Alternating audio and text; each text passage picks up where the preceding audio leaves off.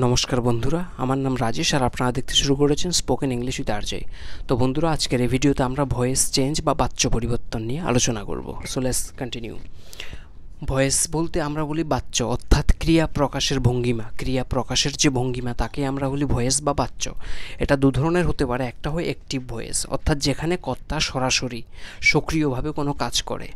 আর একটা হয় passive voice, যেখানে কি হয় কাজটা গিয়ে কর্তার উপরে পড়ে, অর্থাৎ যে সাবজেক্ট আছে তার উপরে কাজটা গিয়ে পড়ে। উদাহরণ, হি রাইডস আ বাইসাইকেল, অর্থাৎ সে একটা বাইসাইকেল চালায়, সে বাইসাইকেল চালায়। এখানে সাবজেক্ট হচ্ছে হি, আর এখানে ভার্ব হচ্ছে রাইডস। ঠিক আছে, থার্ড পারসন সিঙ্গুলার প্রেজেন্ট বলে আমরা ভার্বের সাথে এস বাই এস দিয়েছি, এখানে এস দিয়েছি।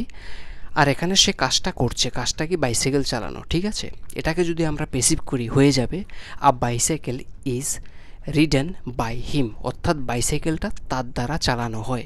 এখানে কর্তা কাজটা সরাসরি করছে, আর এখানে কাজটা বাইসাইকেল চালানোটা আমরা বলছি যে তার দ্বারা হয়, অর্থাৎ কর্তার উপরে গিয়ে পড়ে।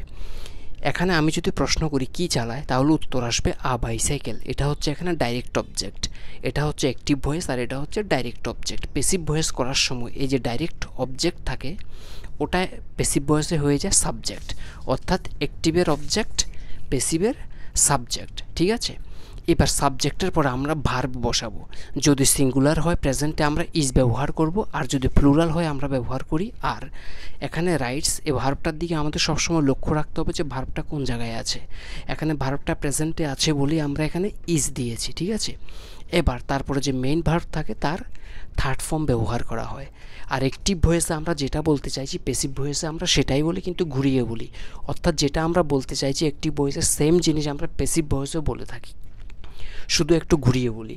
আর প্যাসিভ করার সময় প্রথমে সাবজেক্ট, তারপর অক্সিলারি ভার্ব, তারপরে যে মেইন ভার্ব আছে তার দ্বারা তার সবসময় থার্ড ফর্ম ব্যবহার করি। তারপরে আমরা ব্যবহার করি প্রিপোজিশন বাই, তারপরে কার দ্বারা, যার দ্বারা কাজটা হয় তা সেই সাবজেক্ট আমরা এখানে বসাবো। ঠিক আছে, মানে অ্যাক্টিভের যে সাবজেক্ট আছে সেটা প্যাসিভে সবার শেষে গিয়ে বসে।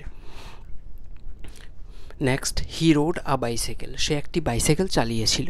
এটা আছে প্রেজেন্টে, এটা আছে পাস্টে। হি রোড মানে সে চালিয়েছিল, সে একটা বাইসাইকেল চালিয়েছিল। এবার এটাকে যদি আমরা প্যাসিভ করি, a bicycle was ridden by him, একটা বাইসাইকেল তার দ্বারা চালানো হয়েছিল। যদি এখানে পাস্ট থাকে তাহলে আমরাও কি করব, এটাকে যখন চেঞ্জ করব প্যাসিভে আমরা এখানে পাস্টের ভার্ব দেব। সবার আগে অবজেক্ট আ বাইসাইকেল, এটা প্যাসিভে সাবজেক্ট হয়ে গেছে।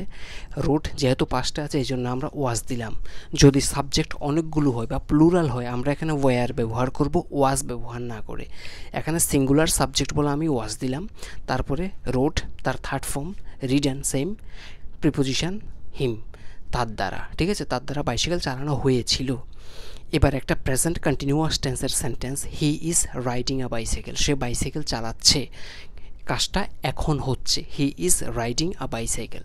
এবার যখনই কন্টিনিউয়াস থাকে আমরা বিং ব্যবহার করি, BEING। মনে রাখতে হবে যখনই কন্টিনিউয়াস থাকবে সেটা প্রেজেন্ট কন্টিনিউয়াস হোক আর পাস্ট কন্টিনিউয়াস, কন্টিনিউয়াস থাকলে আমরা সবসময় বিং ব্যবহার করি। তো প্রথমে এখানে যে অবজেক্ট আছে এটা সাবজেক্ট আ বাইসাইকেল, তারপরে যেহেতু প্রেজেন্টে আছে এই জন্য অক্সিলারি ভার্ব ইজ, তারপরে আমরা ব্যবহার করব বিং, ইজ বিং, তারপরে ভার্বের মেইন ভার্বের third form ridden by him, অর্থাৎ বাইসাইকেল তার দ্বারা চালানো হচ্ছে। বিং মানে হচ্ছে, বিং কথাটার অর্থ হচ্ছে, বাইসাইকেলটা তার দ্বারা চালানো হচ্ছে। তো এর থেকে বোঝা যাচ্ছে যে অ্যাক্টিভ ভয়েসে আমি কি বললাম, সে বাইসাইকেলটা চালাচ্ছে, আর প্যাসিভে বললাম বাইসাইকেলটা তার দ্বারা চালানো হচ্ছে। সেম মিনিং, যেটা আমরা বুঝাতে চাইছি সেটা পরিষ্কার, শুধু ঘুরিয়ে বলা, দ্যাটস অল। ঠিক আছে, তো প্রেজেন্ট কন্টিনিউয়াস থাকলে আমরা বিং দিয়ে কনস্ট্রাকশন করব, আর দেখতে হবে ভার্বটা কোন জায়গায় আছে। এখানে যদি ওয়াজ থাকে তাহলে আমরাও এখানে ওয়াজ করে দেবো, depending on the subject. Subject singular হলে ওয়াজ, যদি প্লুরাল হয় were. Next one, she has finished the task, এটা প্রেজেন্ট পারফেক্ট টেন্সের একটা সেন্টেন্স। শি হ্যাজ ফিনিশড মানে সে কাজটা শেষ করেছে, সে কাজটা শেষ করেছে, এই মাত্র শেষ করেছে। ঠিক আছে, এবার এটা হচ্ছে একটি প্যাসিভে করার সময় যদি হ্যাজ থাকে বা হ্যাভ থাকে আমরা সবসময় বিন ব্যবহার করি, বিন, BEEN। ঠিক আছে, দ্য টাস্ক কাজটা সে কি শেষ করেছিল, সে কি শেষ করেছে, কাজটা, দ্য টাস্ক, এটা হয়ে গেছে এখানে অবজেক্ট। তো প্যাসিভে এই অবজেক্টটাই হয়ে যায় এখানে সাবজেক্ট, দ্য টাস্ক। এবার যেহেতু সিঙ্গুলার এই জন্য আমরা এখানে ব্যবহার করলাম হ্যাজ, আর যদি প্লুরাল হয় আমরা ব্যবহার করব হ্যাভ। তো আমাদের সবসময় মনে রাখতে হবে সাবজেক্ট সিঙ্গুলার কি প্লুরাল। তারপরে আমরা ব্যবহার করব বিন, তারপরে ভার্বের থার্ড ফর্ম, তারপরে প্রিপোজিশন, তারপরে হার, অর্থাৎ কাজটা তার দ্বারা শেষ হয়েছে, কাজটা তার দ্বারা শেষ হয়েছে। Next one, has she finished the task. এটা একটা ইন্টারোগেটিভ বা প্রশ্নবোধক। সে কি কাজটা শেষ করেছে, সে কি কাজটা শেষ করেছে। এটা হচ্ছে অ্যাকটিভ। প্যাসিভে হলে আমরা বলবো কাজটা কি তার দ্বারা শেষ হয়েছে, right. Has the task been finished by her. কাজটা কি তার দ্বারা শেষ হয়েছে। তো যখনই হ্যাজ থাকে আমরা সবসময়, বা হ্যাভ থাকে অ্যাক্টিভে, আমরা প্যাসিভে করার সময় সবসময় বিন ব্যবহার করব, ঠিক আছে। আর এই সেন্টেন্সের শেষে কোশ্চেন মার্ক, কারণ ভয়েস চেঞ্জের ক্ষেত্রে এখানে যদি কোশ্চেন মার্ক থাকে আমরা যখন ওটাকে প্যাসিভে চেঞ্জ করব তখনও কোশ্চেন মার্ক দিতে হয়। ন্যারেশনে আমরা যখন চেঞ্জ করি সেটা স্টেটমেন্ট হয়ে যায়, কিন্তু ভয়েসে হয় না। ভয়েসে যেরকম অ্যাক্টিভে থাকে প্যাসিভেও সেই রকমই থাকে, ঠিক আছে। শুধু যদি কোশ্চেন মার্ক থাকে কোশ্চেন মার্ক ইউজ করতে হবে। Next, he had committed a sin. এটা হয়ে গেছে একটা পাস্ট পারফেক্ট টেন্সের সেন্টেন্স। হ্যাড তারপরে ভার্বের থার্ড ফর্ম, অর্থাৎ সে পাপ করেছিল, সে পাপ করেছিল। তো এটাকে যদি আমরা ঘুরিয়ে বলি পাপ তার দ্বারা করা হয়েছিল, এজন্য সে কি করেছিল, আ সিন, রাইট। এটা হয়ে গেছে এখানে অবজেক্ট, এটা প্যাসিভে সাবজেক্ট হয়ে যাবে আ সিন। এবার পাস্টের ক্ষেত্রে আমরা সবসময় হ্যাড ব্যবহার করি যদি পাস্ট পারফেক্ট হয়। হ্যাড বসালাম, তারপরে যদি হ্যাড থাকে বা হ্যাজ থাকে আমরা সবসময় বিন ব্যবহার করি, বিন। তারপরে মেইন ভার্বের থার্ড ফর্ম, অর্থাৎ পাপটা তার দ্বারা, বাই হিম, তার দ্বারা করা হয়েছিল, পাপটা তার দ্বারা করা হয়েছিল। A sin had been committed by him, ঠিক আছে। তো হ্যাজ থাকলে, হ্যাভ থাকলে, হ্যাড থাকলে সবসময় বিন দিয়ে করবা, আর বিন দেওয়ার পর যে মেইন ভার্ব থাকে তার থার্ড ফর্ম ইউজ করবা। নেক্সট, যদি ফিউচার টেন্সে থাকে অর্থাৎ যেটা ভবিষ্যৎকালে ঘটবে ওই সেন্সে, James will direct the movie, অর্থাৎ জেমস মুভিটাকে পরিচালনা করবে, জেমস মুভিটাকে পরিচালনা করবে। তো মুভিটা জেমসের দ্বারা পরিচালিত হবে, এটা হবে প্যাসিভের সেন্টেন্স। তো এটা উইল ডাইরেক্ট, সে পরিচালনা করবে। কি পরিচালনা করবে, দ্য মুভি। তো দ্য মুভিটা এখানে অবজেক্ট, এখানে হয়ে যাবে subject. The movie will be directed by James, অর্থাৎ মুভিটা জেমসের দ্বারা পরিচালিত হবে। যখনই উইল থাকে, উইল থাকলে আমরা সবসময় বি ব্যবহার করি, ঠিক আছে, সিম্পল। যদি ফিউচারে থাকে, উইল থাকে, শেল থাকে, তার উপরে জাস্ট বি ব্যবহার করে দিলেই হবে, ঠিক আছে। প্রথমে সাবজেক্ট, তারপরে উইল বি বা শেল বি, তারপরে ভার্বের থার্ড ফর্ম, তারপরে প্রিপোজিশন, তারপরে যে কাজটা করেছে তার নাম, ঠিক আছে। নেক্সট, আরেকটা sentence Sam will repair the car, অর্থাৎ স্যাম গাড়িটা ঠিক করবে। তো এর প্যাসিভ করলে হবে যে গাড়িটা স্যামের দ্বারা ঠিক করা হবে। তো এটা প্রথমে চলে আসবে দ্য কার, তারপরে সেম উইল বি বা শেল বি যেটা থাকে according to the active voice, ভার্বের থার্ড ফর্ম রিপেয়ার, রিপেয়ারের থার্ড ফর্ম রিপেয়ার্ড, তারপর প্রিপোজিশন বাই সেম, অর্থাৎ সেমের দ্বারা, সেমের দ্বারা গাড়িটা রিপেয়ার করা হবে, রিপেয়ার করা হবে, ঠিক আছে।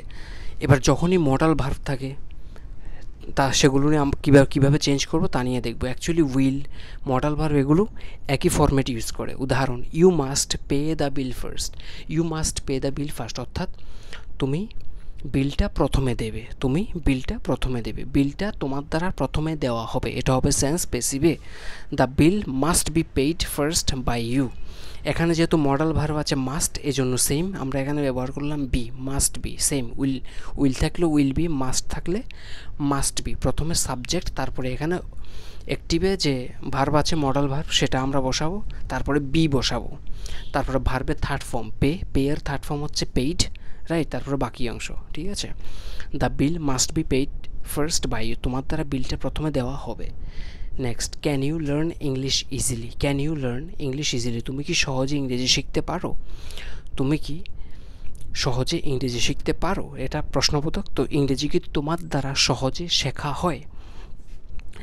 Can English be learned easily by you, by you, ঠিক আছে। Can English be learned easily by you, তোমার দ্বারা কি সহজে ইংরেজি শেখা হয়। তো যখনই মডাল ভার্ব থাকবে আমরা সবসময় বি ব্যবহার করব, ঠিক আছে। মডাল ভার্ব থাকলেই বি দিয়ে সেন্টেন্সগুলো হবে।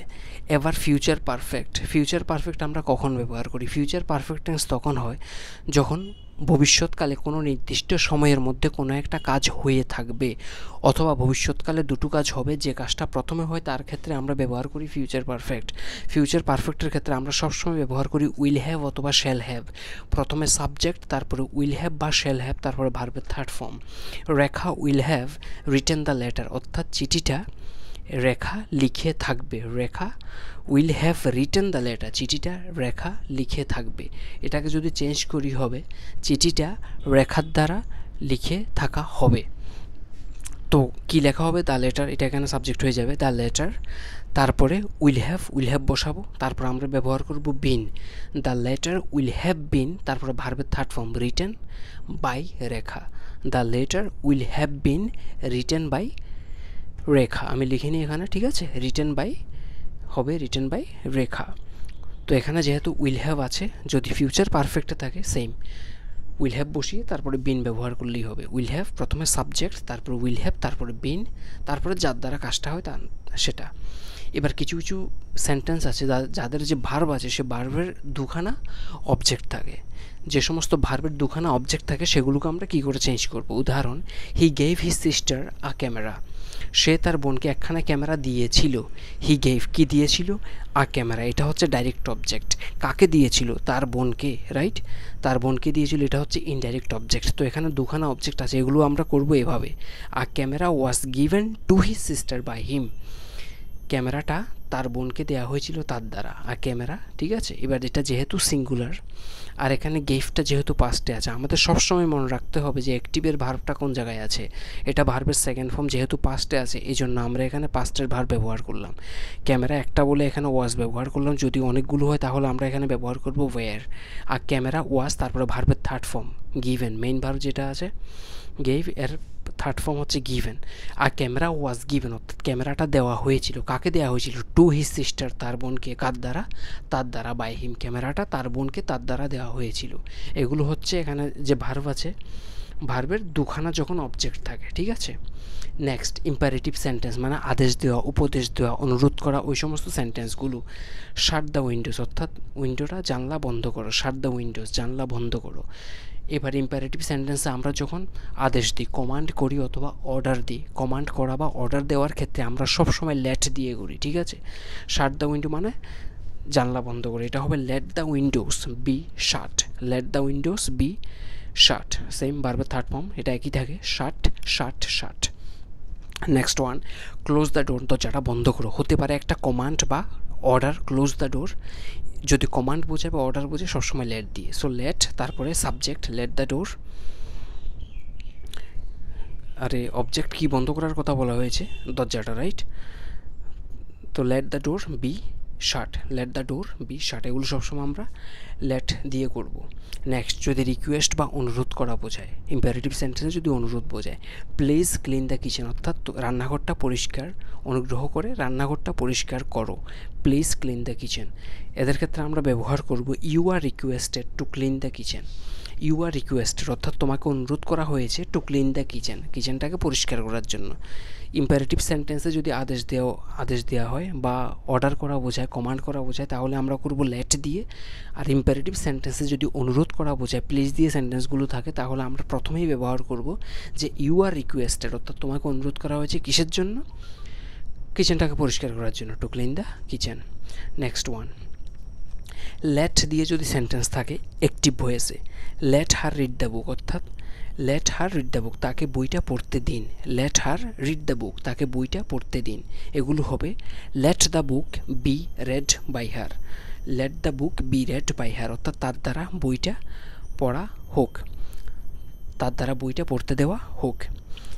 প্রথমে লেট, তারপরে কি পড়ার কথা বলা হয়েছে? দ্য বুক, তো চলে এসছে দ্য বুক।